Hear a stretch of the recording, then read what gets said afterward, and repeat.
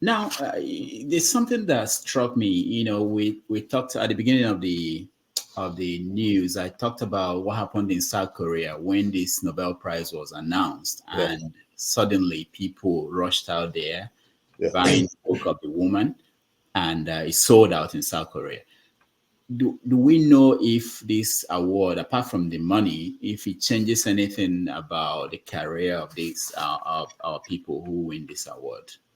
Um, I think within the literary circle, there is an added interest in the person, and I think that it can hurt to have that prize on your resume if you are approaching the West or a Western publisher and saying, "Look, I was this, I was that." But I don't, especially not in Tinubu's Nigeria. People are not just jumping up and down and saying, "I'm going to leave a bag of rice that costs 110,000 naira, and I'm going to buy this person's books for." So that's, I don't. Clearly the effect is not the same as. I mean, to be fair, the Pulitzer, the Nobel Prize folks have a huge platform, and it's the Nobel Prize. You won the Nobel Prize, and the world knows. But I will say this: in 1986, when Soyinka won the award, I was in Morristown, Tennessee. That was one of the proudest days of my life. Because in those days we had newspapers, and his face was in the newspapers, and he had his famous hair. And I was walking around the campus where I was teaching at the time and going, "Look, my brother won, my brother won." And people were going, "Wow, you know him?" Of course, I didn't know him. I just lied, like, because it was huge. I mean, uh, it's I, it's the era. I mean, Soyinka, Achebe, all of these writers raised us. We were entertained and educated by books. So it was, you just knew who they were, right?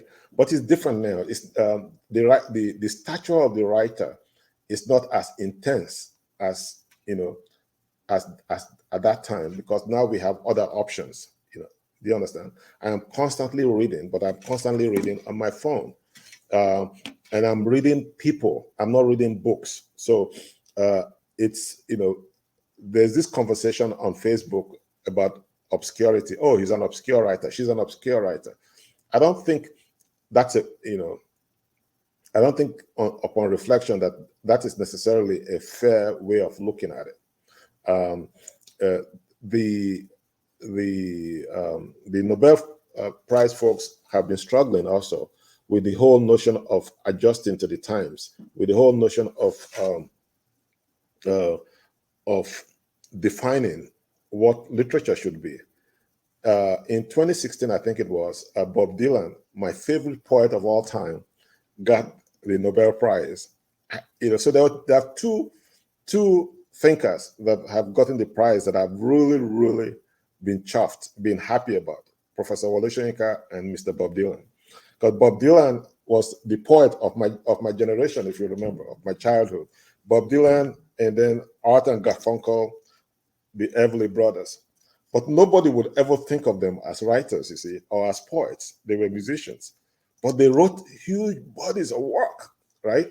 And so when the Nobel Prize gave him that award, I got a renewed respect for the Nobel Prize folks, because they were thinking about this, like, what is, it's just like uh, saying, if it is not written down, then you're not a poet. We come from the oral tradition of our ancestors, right? Books are relatively new to us in that respect.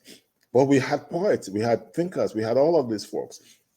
So I say all of this to say that there are unintended consequences of us constantly mimicking the ways of the other without appropriate context, you see.